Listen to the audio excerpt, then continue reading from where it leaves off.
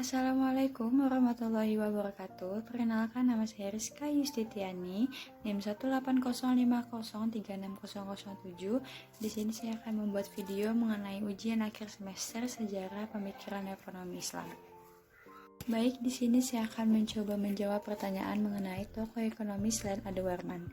Di sini saya akan menjelaskan Muhammad Dawam Roharjo atau biasa disebut Mas Dawam ini bukan hanya seorang ahli ekonomi tapi juga sebagai budayawan, sebagai aktivis Islam dan juga sebagai penafsir Al-Quran. Nah, Mas Dawam ini lahir pada tanggal 20 April 1942 bertepat di Solo. Menurut dia di dalam buku Arsitektur Ekonomi Islam pada tahun 2015, ekonomi Islam saat ini terlalu berfokus kepada wacana keuangan dan perbankan dengan merek syariah. Nah, dengan hadirnya bank syariah ini memang menjadi simbol bangkitnya ekonomi Islam di Indonesia ini. Nah, hal ini dipicu karena tingginya rasa ingin tahu dari negara-negara Barat. Nah, adanya dilema di dalam perkembangan ekonomi Islam ini di dalam industri keuangan syariah maupun perbankan syariah ini kekurangan modal, karena biasanya modal yang didapatkan itu berasal dari non-muslim. Nah, sedangkan yang mau kita bangun, mau kita tingkatkan kan perbankan syariah, keuangan syariah. Tetapi modal yang biasa didapatkan itu dari negara asing, dari non-muslim. Nah, bank syariah juga cenderung menghadapi teknik perbankan itu dengan cara konvensional dan meninggalkan ataupun melonggarkan prinsip-prinsip dasar hukum syariah. Nah, sistem ekonomi Islam ini idealnya itu dikembangkan secara epistemologi ekonomi kelembagaan, merupakan yang tidak hanya berfokus kepada keuangan, tapi menurut Dawam juga zakat, infak dan sedekah itu bisa menjadi salah satu solusi untuk mewujudkan sistem ekonomi Islam di Indonesia ini gitu. Dengan dikembangkannya lembaga pengumpulan zakat, infak, sedekah maupun yang lainnya, itu sangat memungkinkan untuk mewujudkan ekonomi Islam di negara demokrasi seperti di Indonesia ini. Selanjutnya, saya akan mencoba menjawab pertanyaan bagaimana konsep uang menurut Al-Ghazali. Nah, menurut Al-Ghazali, uang adalah barang ataupun benda yang berfungsi untuk menukarkan barang lagi ataupun untuk mendapatkan barang lagi. Dan menurut anggapan Al-Ghazali, uang itu tidak memiliki fungsi intrinsik ataupun memiliki nilai intrinsik terkait dengan permasalahan uang, terus riba dan jual beli mata uang gitu. Nah, terus ada beberapa pandangan Al-Ghazali mengenai keuangan. Di antaranya yang pertama, larangan menimbun uang. Nah, dengan menimbun uang ini dapat menghilangkan fungsi yang melekat pada uang, yang tadinya uang itu tuh diwujudkan dengan tujuan untuk beredar di masyarakat, terus sebagai sarana transaksi masyarakat. Tapi dengan adanya oknum-oknum jahat yang hobinya banget menimbun uang, oknum-oknum yang kaya, yang banyak uang, yang hobinya menimbun uang, itu akan menyebabkan terjadinya inflasi.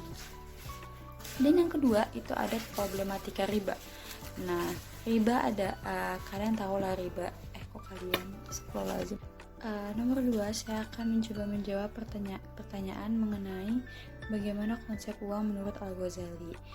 Menurut Al-Ghazali, uang adalah barang ataupun benda yang berfungsi untuk menukarkan ataupun mendapatkan kembali barang yang lainnya. Anggapan Al-Ghazali bahwa uang tidak memiliki nilai intrinsik terkait dengan permasalahan uang, riba maupun jual beli mata uang. Nah, ada beberapa pandangan Al-Ghazali mengenai keuangan. Di antaranya yang pertama, larangan menimbun uang.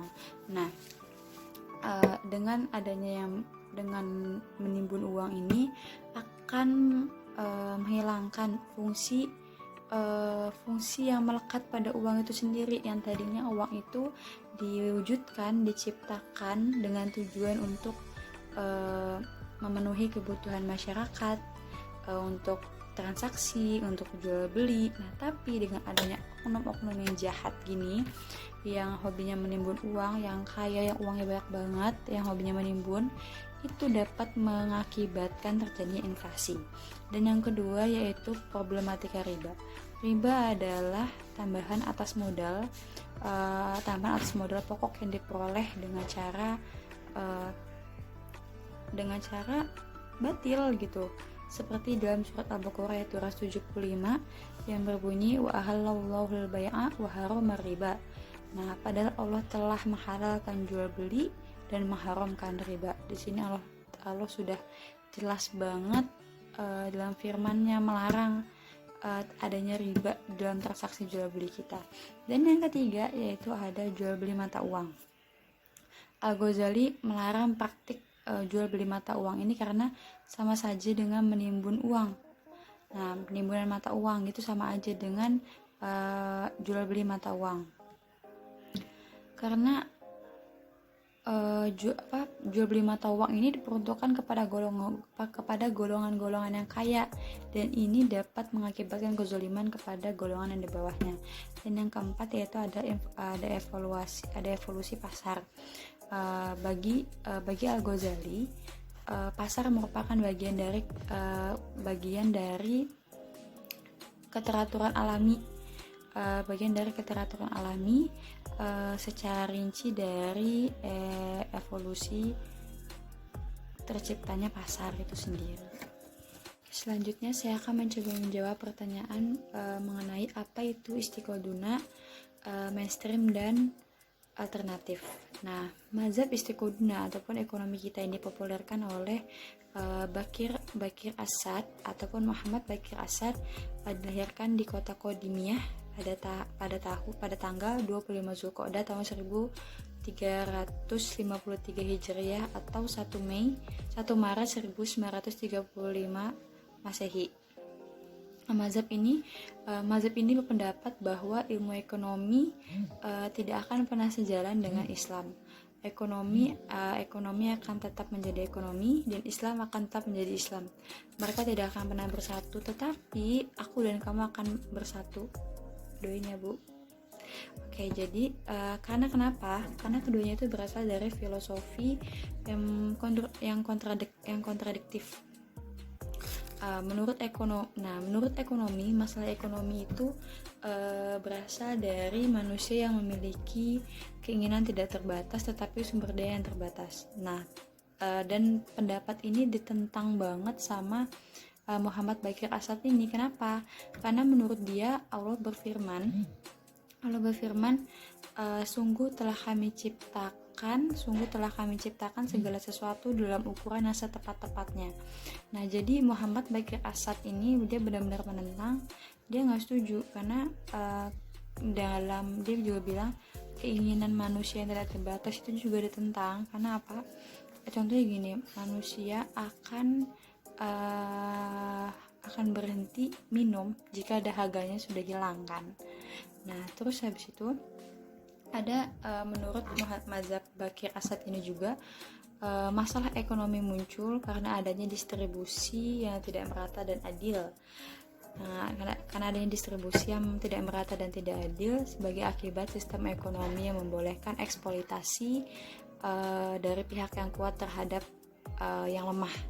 Nah, jadi oleh karena itu menurut mazhab Bakir Asad ini ataupun mazhab istiqoduna ini, istilah ekonomi Islam adalah istilah yang menyesatkan dan kontradiktif menurut dia gitu. Jadi sebagai gantinya mazhab istiqoduna ini menawarkan dengan istilah yang lain berasal dari filosofi Islam yaitu istiqsad. Nah, istiqsad dia iktisad ini dia mazhab Muhammad Bakir Asad ini menawarkan iktisad yang secara harfiah berarti keadaan yang sama maupun seimbang. Nah, terus yang kedua yaitu mazhab mainstream. Nah, mazhab mainstream ini justru berbeda banget nih sama mazhab Bakir Asad tadi, yaitu mazhab Istiqoduna. Nah, mazhab ini justru dia setuju banget bahwa masalah ekonomi itu muncul diakibatkan oleh keinginan manusia yang tidak terbatas tetapi sumber daya yang terbatas. Nah, seperti Nabi Muhammad SAW bersabda bahwa manusia tidak akan pernah puas apabila diberikan emas sebanyak 1 lembah, dia akan minta 2 lembah, dan apabila diberikan 2 lembah emas, dia akan minta 3 lembah emas, dan begitu terus sampai dia masuk ke liang kubur. Nah, dengan demikian, menurut pandangan mazhab ini tentang masalah ekonomi hampir tidak ada bedanya dengan konvensional. Tapi perbedaannya terletak pada cara penyelesaian masalah tersebut.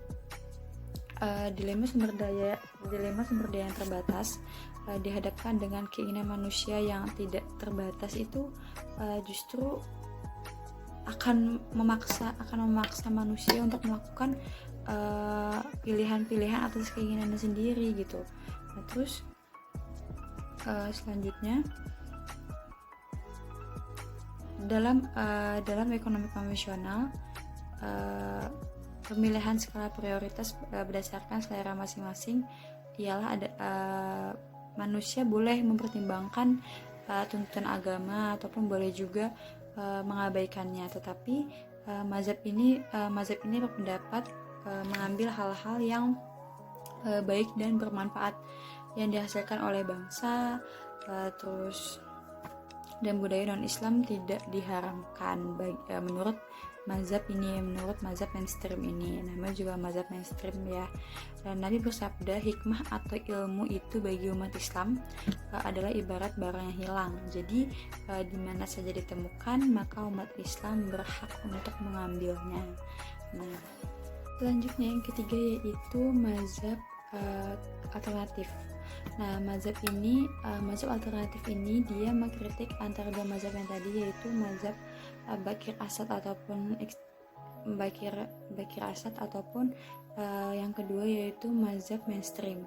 Nah, mazhab Bakir dikritik sebagai mazhab yang berusaha menemukan sesuatu yang baru yang sebenarnya telah ditemukan oleh orang lain gitu, dan menghancurkan teori-teori yang sebelumnya dan menggantikan teori dengan yang baru. Nah, sedangkan mazhab mainstream dikritik oleh mazhab alternatif ini sebagai ciplakan dari ekonomi neoklasik dan menghilangkan variabel riba dan memasukkan variabel zakat dan niat. Itu menurut mazhab alternatif ini kan. Nah, mazhab ini adalah mazhab kritis. Nah, mereka berpendapat bahwa analisis kritis bukan saja harus dilakukan terhadap sosialisme dan kapitalisme, tetapi juga terhadap ekonomi Islam itu sendiri. Nah, sebenarnya dari ketiga mazhab ini itu tuh sebenarnya mereka bisa aja tapi dari ketiga mazhab ini pada dasarnya memiliki satu kesatuan dan mampu untuk saling mengisi satu sama lain, melengkapi satu sama lain gitu kan. Didasarkan dari peran teori yang diusung oleh mazhab masing-masing gitu. Nah, seperti halnya kekurangan pada mazhab mainstream yang cenderung mudah disalah persepsikan sebagai ekonomi minus riba plus zakat. Tapi kemudian ditegaskan kembali nih oleh mazhab Bakir Asad tadi bahwa sebenarnya ada nih di mazhab Bakir Asad ini zakat dan yang lainnya, dan ada riba juga gitu kan. Nah, jadi sebenarnya dari ketiga mazhab ini mereka tuh saling melengkapi dan saling mengkritisi satu sama lain gitu. Oke, selanjutnya saya akan menjelaskan mengenai pemikiran ekonomi Yusuf Al-Qaradawi. Nah, pemikiran ekonomi Yusuf Al-Qaradawi ini lebih menitik beratkan kepada penjelasan perbedaan antara ekonomi Islam dengan ekonomi hasil teori manusia, yaitu ekonomi kapitalis ataupun sosialis. Nah, dan menurut dia perbedaan di antara ketiga ekonomi ini terletak pada akhlak. Ketika kita berbicara mengenai norma, Islam memiliki 4 nilai utama. Di antaranya yang pertama yaitu ekonomi ilahiyah. Kenapa sih disebut ekonomi ilahiyah gitu? Karena berdasarkan pada Al-Quran dan As-Sunnah, terus dan tujuan akhir dari ekonomi ilahiyah ini ialah Allah Subhanahu wa Ta'ala. Dan yang kedua, sistem ekonomi berlandaskan etika ataupun akhlak. Nah, menurut Yusuf Qaradawi menyatakan bahwa antara ekonomi dengan etika itu tidak akan pernah dipisahkan. Jadi ibaratnya, tapi akhlak ini tidak hanya di dalam ekonomi tapi juga di dalam politik maupun yang lainnya gitu kan. Terus yang ketiga yaitu ekonomi kemanusiaan. Menurut Yusuf Qaradawi juga ekonomi Islam itu berlandaskan kepada nas Al-Quran dan As-Sunnah. Maka manusia di sini menjadi tujuan utama dalam ekonomi Islam gitu, dan manusia juga menjadi khalifah dan pemakmuran di muka bumi ini. Dan yang terakhir yaitu ekonomi bersifat seimbang. Dan sistem ekonomi Islam itu tidak seperti sistem ekonomi kapitalis yang memberikan kebebasan kepada setiap individu, dan tidak seperti sistem ekonomi sosialis juga yang menolak hak individu. Tetapi sistem ekonomi Islam ini berada di tengah-tengah antara sistem ekonomi kapitalis dan sistem ekonomi sosialis. Apa sih sifat dari sistem ekonomi Islam ini? Ialah adil. Dia tidak memberikan kebebasan, dia tidak juga menolak gitu. Oke, selanjutnya yaitu kenapa di Indonesia belum bisa diterapkan sistem ekonomi Islam. Nah, jadi ada dua faktor kenapa di Indonesia belum bisa diterapkan sistem ekonomi Islam. Yang pertama ada faktor eksternal. Nah, faktor eksternal ini mengacu kepada ketidakmampuan pemerintah dalam mengambil keputusan secara musyawarah sehingga sampai mendapatkan keputusan yang mufakat. Nah, terus yang kedua ada faktor internal. Nah, faktor internal ini mengarah kepada perbedaan di setiap individu atau masyarakat di Indonesia ini. Seperti yang kita ketahui di Indonesia ini berbagai macam suku, budaya, agama, adat istiadat. Nah, ini sebagai salah satu alasan kenapa di Indonesia belum bisa diterapkan sistem ekonomi Islam, karena emang kebanyakan memang di Indonesia merupakan salah satu negara dengan penduduk Islam terbanyak. Tetapi di Indonesia juga banyak masyarakat yang menganut agama selain Islam. Di antaranya ada Kristen, ada Katolik, ada Protestan, ada Hindu, Buddha, Konghucu dan lain-lain. Nah, jadi belum bisa diterapkan sistem ekonomi Islam di Indonesia ini. Sekian video dari saya. Apabila kurangnya saya mohon maaf. Terima kasih Ibu yang sudah memberikan ilmu kepada kami. Semoga ilmu yang kami dapatkan barokah dan Ibu senantiasa di dalam lindungan Allah Subhanahu wa Ta'ala. Mohon maaf lahir dan batin Ibu. Wabillahi taufiq wal hidayah. Wassalamualaikum warahmatullahi wabarakatuh.